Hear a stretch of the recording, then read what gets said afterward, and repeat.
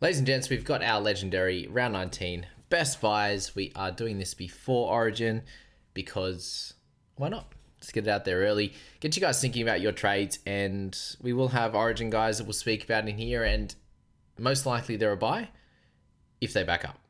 Regardless of if they play a ridiculous amount of minutes or anything like that, if they are backing up and you need that type of player in your team, I'll give you my example. I need 2 mids or a mid and an edge this week, or a hooker. If I want to go for that way, bring Aaron Clark down into my side, I can bring in those Origin guys. I probably will, because I'm going to want them in my team long term. Even if they don't score the best this week, most likely I'm going to try and buy them. Guys on the top of my list: Isaiah Yeo, Connor Watson, these types of guys in here. Now we will go through from hooker all the way down to wing fullback, and I can't wait to go through it.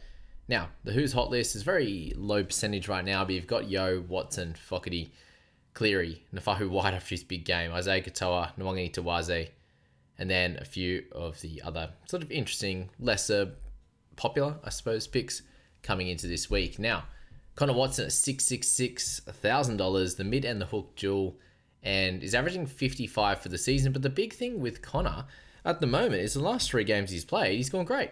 58, 61, and 65, and he did play off the bench in the post-Origin round 1 game in round 13. Round 16, he played the full 80 and picked up a try in there with lesser tackle numbers at 40, but also played got the 162 meters gained. Now, the thing with Watson is that he had that cracking start to the year, then picked up the injury, and then from there was a few lower scores in amongst that one good score there at round 7 against the Panthers. He had just the lower tackle numbers, which is really crazy there in this one. He had the one game where he did move out to the centers, I believe, 5'8", sorry, where he had a few less tackles as well. But if we can get Connor over 40 tackles, usually means he'll have 60 run meters or something like that, and he can hit that 55 average pretty comfortably. Now, the good thing with that is that he is priced at 50. So if you are buying now, the big reason why he's the big target this week is because he'll play limited minutes in Origin and should be able to back up for this Roosters side. Now, they're in a pretty good position. They don't have a clear number 9 in this side, although they've been playing, Docker Clay's back in the 14 and should be able to come on, take a few minutes from Watson, but hopefully those minutes move him into the 13 role where it'll be great. The worry for Watson will be when he has an opportunity to play lesser minutes, but you see here it's very limited. So unless he's going to start off the bench post-Origin, which could happen this week, it looks like when he's starting, you're taking out the injury game, the 39 minutes. He had a 66-minute game where he got a bit of a rest in round 5, and then he played 5 less minutes in round 7 against the Panthers, but he did already make 53 tackles. So there's actually a lower likelihood than I may have thought coming into this season, and a lot of time through this season, of him playing less minutes than 80. One other thing we do have to factor in is that they've had a fair few outs, like Radley and the like. You've got Siwa Wong still out of this one, and they've had other middle forward issues across the season. So with Connor, if they're full strength, maybe there is a chance that he plays lesser minutes, but when you're looking at the hooking position or the mid position, he fits the bill as someone to cover both of them. If you've got Aaron Clark already, we will mention him in this video, then these guys aren't as necessary, and you could go for someone that can likely hit closer to a 60 average, like Preston in edge, these types of guys here. But I do think overall he is a good buy, and at a very reasonable price to be able to get other guns into your team, which is probably the hardest part there, is to fit Haas, fit Cleary, and get Yeo back and all these types of guys. Now, Talon Silva, as a cheapie here, he's going to come off the bench to Joey Lussick, which probably makes sense, at least in his first game, but I do think that he'll stay on the bench for the foreseeable future. His scores, you can see there, it's a lot of 15 to 20 odd minutes there. In 2025, he's actually averaged 25 minutes for a PPM of 0.67. So if you are buying him, you do expect him, I will expect him personally, to stay in the team. The worry with him is going to be the minutes and the scores that he will provide you. Now, the 2 games he scored a try, he's done pretty well, and he also got 46 minutes in round 1, which is not a number I expect coming from him on a weekly basis. The reason people are looking at him is because they wanted Tamati Martin and he's on the bench now. And there's no real other good cheapies on offer that are likely to play on a week-to-week basis. And that's where someone like Foketi was a good player to have a jump at, given the price point that he's at and his ability to stay in this side, whether it's in the start while Wong's away, like we saw in team list, or off the bench in a decent middle forward role. There's just really not that many cheapies, and you'll see here a couple of them are sprinkled throughout this video, not at the end like we've been doing it, given the lack or the dearth of cheapies at the moment. Aaron Clark, I feel like he's a must-have, even at the price of $7.80. When I went through Watson just then, there was a few caveats, there were a few bits and pieces that could happen that would derail or it would be a detriment to his scoring, whereas Aaron Clark most likely is going to be a 60-odd minute player this year, and you can see here through his PPM of 1.02, if he can hit just that average of minutes right now of 57, then he's going to be a 58 scorer, and he is priced exactly on that number. But you see here when he actually goes over 50 minutes, that number increases to a 63 minute average and 64.4. So if you don't own him, most people do, but these guys in the top 5,000 especially, the 7% that don't own him, I think he is the most important pick this week over any of the Origin guys. It's not even close. Great scorer. Kurt Donoghoe, I do want to mention because he has the hooker half dual. Half probably less needed at the moment, but did need to mention him because he's still being brought in by a few people. And the reason is because he's scored great the last 3 weeks. 59, 59, and 60. Followed by, 41, a 60, and a 59 the 3 games before that. So he's been awesome, and he definitely can be a 50 guy. But at this point, do you want to purchase someone near 600k that might be able to average 50? Whereas you can pick someone near the 600k mark, like an Angus Crichton in the edge. Yes, it's usually going to be position-based decisions, but I just think Kurt near 500k was a really good purchase, and closer to 600 now becomes a marginal good pick that could do well, but could also go back into the early 40s type numbers there. Did play 80 minutes at lock with moving out to centers and doing different things in this side. So if that changes and he goes back to like a 50 odd to 60 minute role, then I think that he could be a 40s guy with that type of PPM. So that's Kurt, a solid one, but nothing special. I did need to mention Brailey, given a lot of people bought him last week and they were hoping that they could purchase him in this one here. With all their troops back, the Saifidi, Mr. Jacob Saifidi, and then Leo Thompson, that does see Crossland move back to 9, Brailey to 14. So if you're looking at Brailey this week at 433k now, priced at 32, that's probably where he's going to average off the bench there. If you look at 2025 off the interchange bench, it's looking at 38 minutes for a 22 average. So he'd need to go closer to this 52 average interchange minutes mark to get him to 33, 33, and 32. So definitely not worth it this week anymore for Jaden Brailey. If you still own, could potentially just hold, and with the, at least for this week, with the low negative break even, he'll be sweet. Isaiah Yeo, 59.6 is the average. He's priced at 56. So on that alone, you're getting him at a bit of a bargain, which is awesome. And we have a 30 in his year. We have a 43 post-origin in round 13 for his 68. And then we had his, he had a rest game, post-origin 2. He scored the 57 in the 76 minutes in round 14. And then he had the 66 in round 17, which he just absolutely looked like himself, with a couple of offloads in there, which has been less and less compared to last year. Especially in the back end of the year, he absolutely crushed with tackle breaks, with the tackles, with the run meters. So you can see here there's been a few games there where he's back into the sort of 170 mark, which is what we saw after the slow start. He then went back to that mark for round 5, 6, and 7, where he got 69, 78, and 61. He then has had some lower meters gained, but does make sense around Origin time, which will be the case likely again this week. Does he make 50 tackles to get you in the 60s? But what you're looking at with him is longer term, and he's definitely going to be the third best mid. So when you can get the third best mid at 749, who is going to play close to 80 minutes every week, and they'll be fighting for what looks like now a top 4 spot. So Isaiah, a terrific pick this week coming If he does not back up, then you leave it and you get him the following week. But I'm very much hoping that he does, and we can get some decent minutes out of him heading into this round. The good thing here is that he plays the second to last game of the week and gives him plenty of time for some R&R after a Blues win. I say, a terrific pick if you need a mid this week. If you don't need a mid, the break-even's reasonable, so it's not like he's going to lose or gain too much cash. So in that sense, you can just wait till round 20 very, very easily. He's a warrior, and that's the great thing about him as well. Very, very rarely cops any knocks, any injuries. Now, Foketi at 413k. Yes, the low break-even is good. Yes, he's starting again this week with Wong out.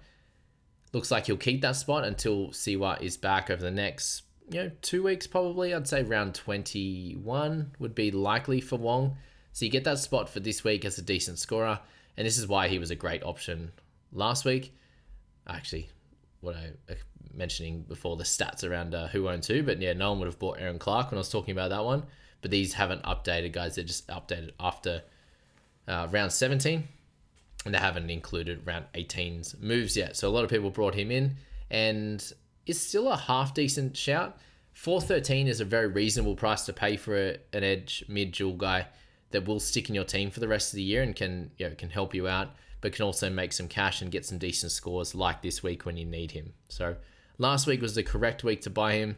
This week coming, less exciting, but is still definitely an okay spot. It's just you're paying that little bit extra cash at 413 than you may have wanted to.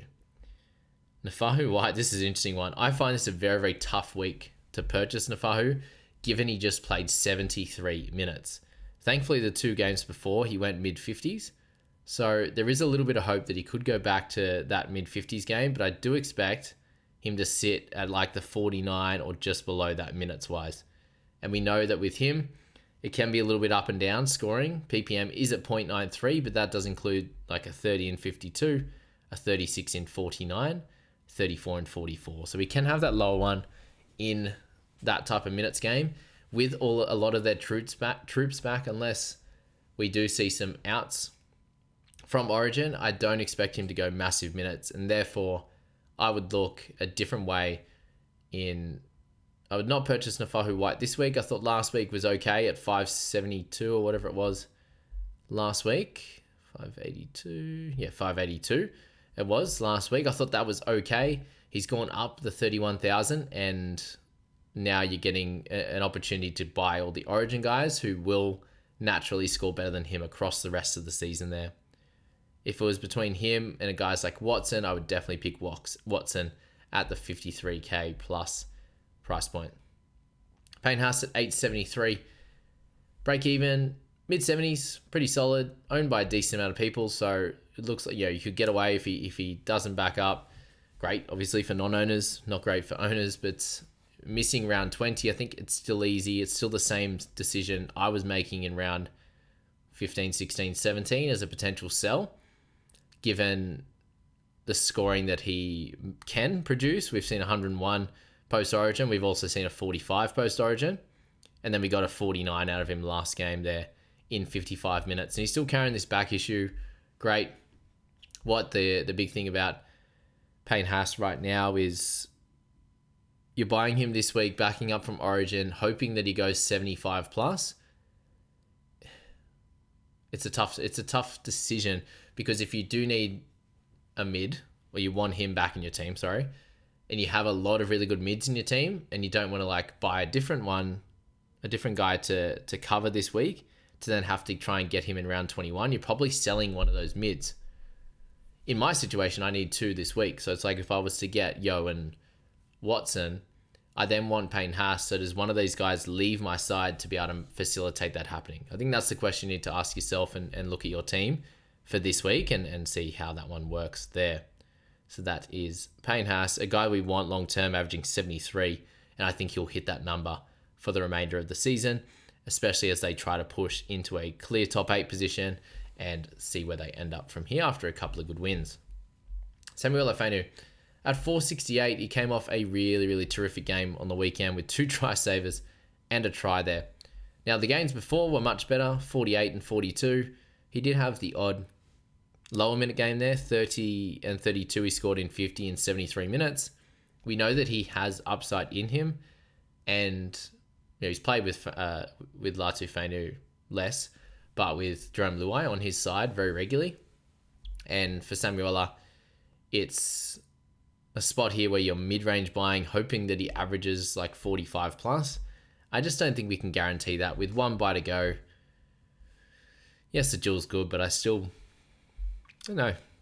Do we suggest Foketi instead of him? Probably do. It's just okay. I don't think you want to buy mid-range guys. It's like get the cheaper guy when they come up, and then get the more expensive guys.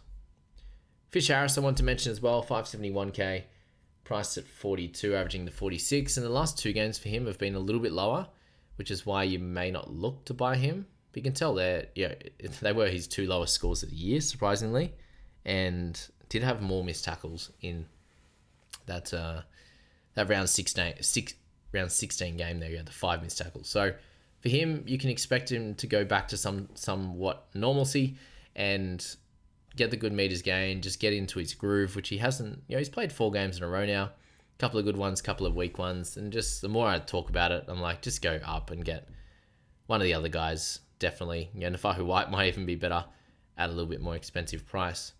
Now, I.Katoa performed really well last week, did pick up a 59, which included a try. He had 4 missed tackles, he had 2 errors, so that wasn't ideal. You just know with him that he's going to perform in some way, whether it's good tackle numbers near 40, he had 150, one tackle game where he crushed it. And then we've got, it's my alarm to got a PT session later. Sorry about that. And yeah, you've got him scoring in a multitude of ways, which is great. He's got the tries, he's got the tackles, he's got the run meters, he's got the offloads, and he's got the tackle breaks. And when he puts it all together, you see the 66 and you see the 72 and the 63, the 64 there. And then other weeks he'll be high 40s or 50s, which is exactly what you need from someone like this. Similar situation with Preston now. I still think you select Preston. I think it was very, very close last week. And now that Preston is cheaper, that's probably the way I would go now. Or you could wait one more week and then decide on these guys. Or you go to someone like Angus Crichton, who we will speak about now before Bo Fermor. For Angus, Gus Burse, 50 average for the year, which is a lot lower than previous. 45 is the price point though. So if we do look at 2024 and his numbers from his starting position, which is what he does, it's a 59 average. So if you think there's any chance that he can get back to that, then happy days there. The big worry with him this year, I think the meters gained is down dramatically. Does Sam Walker help this? Because it could do. When I say dramatically, five run meters. Wow. Okay. 5.7 run meters. 2024, his missed tackles 3.3 this year, 2 offloads, 3 tackle breaks. 3.8 tackle breaks, 2.7 offloads.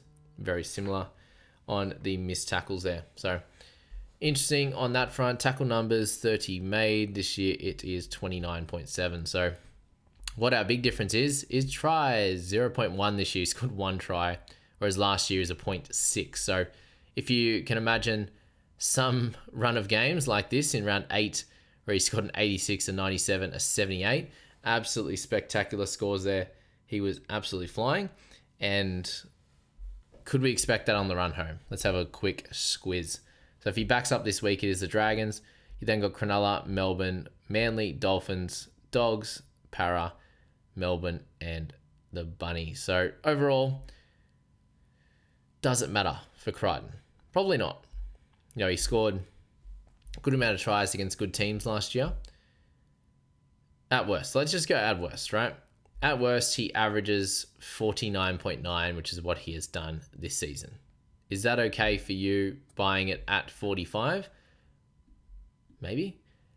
Does knowing that he has near 60 upside if things go well and if he starts to score some tries or have some line breaks or set up a try assist or 2, that's pretty cool. So that's where people are looking at him. You've got a proven keeper that has multiple seasons near 60 mark, then Crichton will be awesome.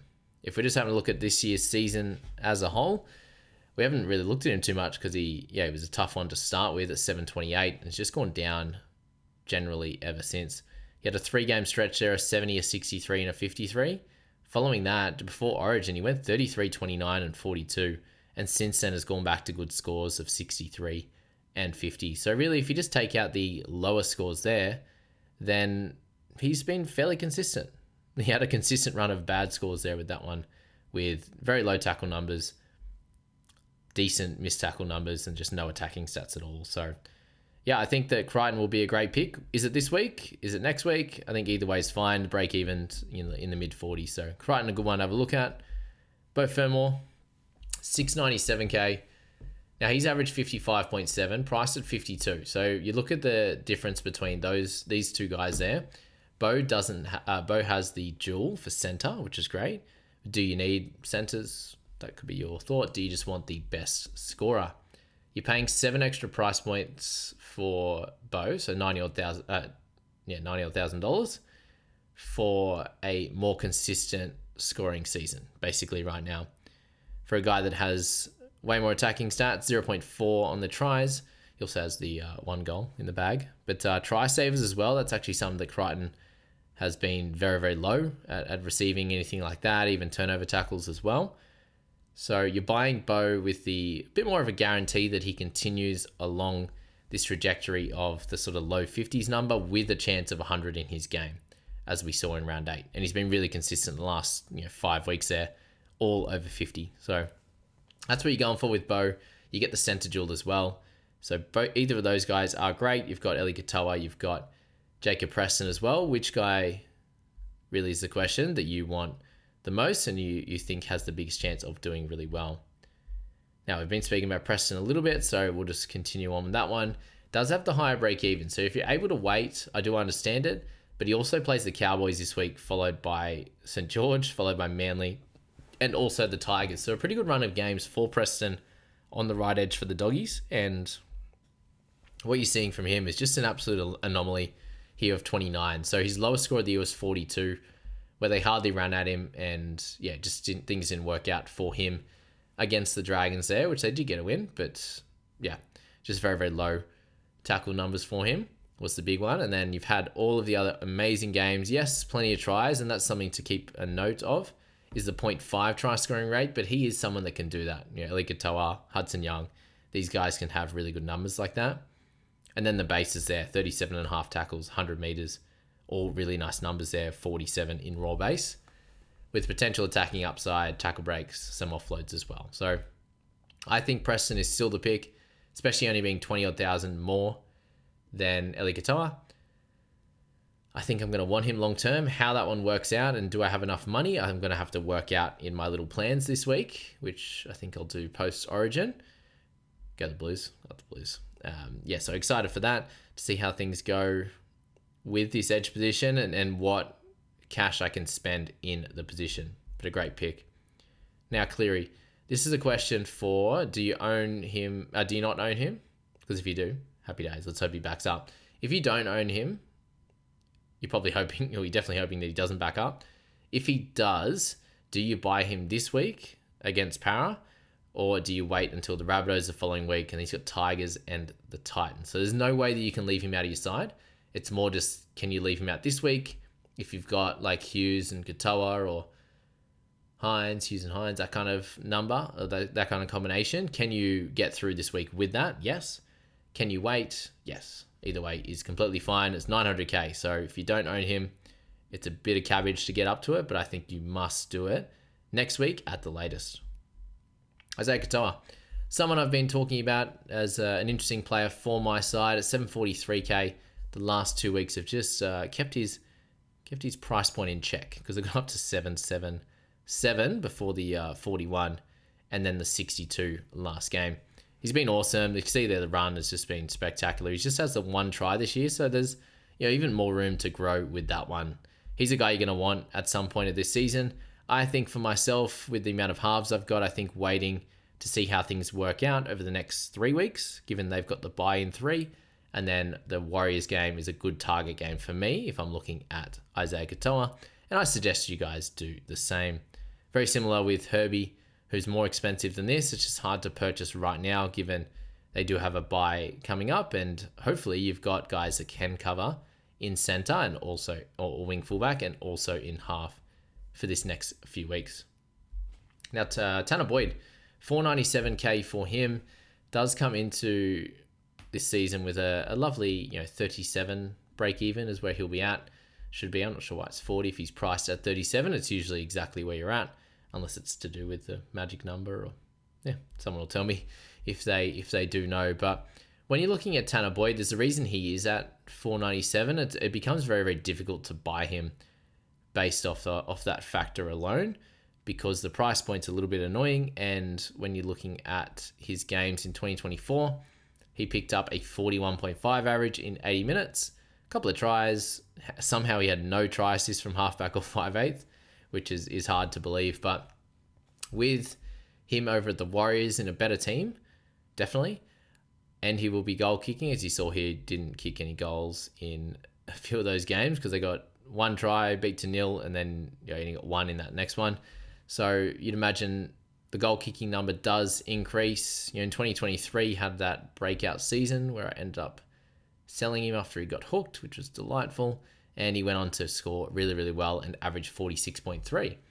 I think that's a number that he can very easily hit.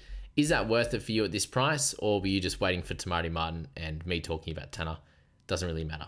Probably, especially when you can buy Latu Fainu cheaper at 380k, and apparently he can have really good scores as well.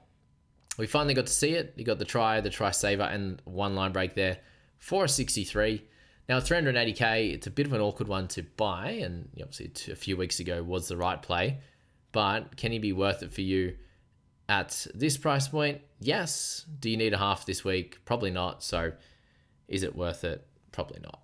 That's the Latu story. At 380k, it's actually pretty expensive there. Yes, you'll make money. Yes, it'll be a fine pick, but I don't know how much it actually helps you. And that's that.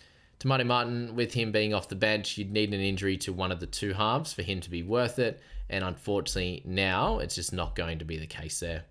You saw games last year where he was spectacular. He got good minutes last week for a 26, so we know that he can do it if he gets the opportunity, but that opportunity has not arrived, unfortunately. Jaden Campbell, 677k is a beautiful number for him, but it likely gets cheaper, and I hope it doesn't. I hope he does score 80 this week, but most likely it's a 50 or a 60, hoping that he doesn't get injured. And that's the thing as well. You can wait the week, see how he plays against the Broncos, and then he's got the Tigers the following week, which should be fun for Jaden. 55.6 average with the injury game, so he's up closer to the 60 mark if you take that away, which is allowed. It was only 27 minutes, and priced at 50. So he could be priced under that mark this week, and he'll be one of the top halves and top wing fullbacks at the same time. So with a run that they've got, which isn't too bad at all, the hardest matchup being now Penrith that they are back, and then a couple of Warriors games, and potentially Broncos this week, depending on how many of those guys back up. Now, if you've got a decision between Jerome Hughes and Jaden Campbell, I think that is definitely the correct call to purchase Jaden Campbell, even with the break-evens where they are. We just know that this year, especially, Jaden Campbell has much more consistency. And yes, Hughes has had a better little run, but he has scored 4 tries, 4 try assists, 3 line breaks in that time as well, to go with 3 LBAs, good running numbers. It's all been up, but does that stick is going to be the question for Jerome. I think now at 672k, if we were basing it off last year, he'd be a screaming buy, but he is averaging 47 for the year, which is not super exciting, and is already priced now at 50. It's been moved up. So Campbell before Hughes at the same price is how it should be. All right, 5 to go. Big thanks to everyone for tuning in for this one. If you are interested in one-to-one help, guys, $25 for the rest of the season. Info is in the description on how to get into the private crew. Send the cash. Send me the email. I'll get you straight in. Get help from myself. Get help from everyone else. And it's just a great community. So you definitely won't be regretting it. I've only heard of a couple of people that weren't happy with how things were, but it was usually because I kicked them out for being rude. So there you go. We haven't had to do that this year. It's been great. Marky Boy, 651k, 48 as a price point now, averaging 50. So what a jet. In the last 2 games, 81 and 78. So we've seen the upside. He won't score doubles every week, and he won't come up against lighter defenders every week. But he is having a fun little matchup against the left-hand side defensively for the Dragons this week, and then it does get a little bit harder. So if you are buying him, this is the final week in my opinion. I hope it's not, and I hope that he just becomes a keeper that is a 50 or 55 type of guy. If that's the case, then maybe he can be an option at any point for the rest of the season. But I think, price-wise, you'll probably hang between 670 to 700. If he can hang there for a month or two, that means he's done a good job, and I'll be very happy. So to see the 2 upside games is great news and could definitely be an option for you. But do you go for Kiraz instead of Nawa? I think before last game where they scored the double, I would have said yes to that question.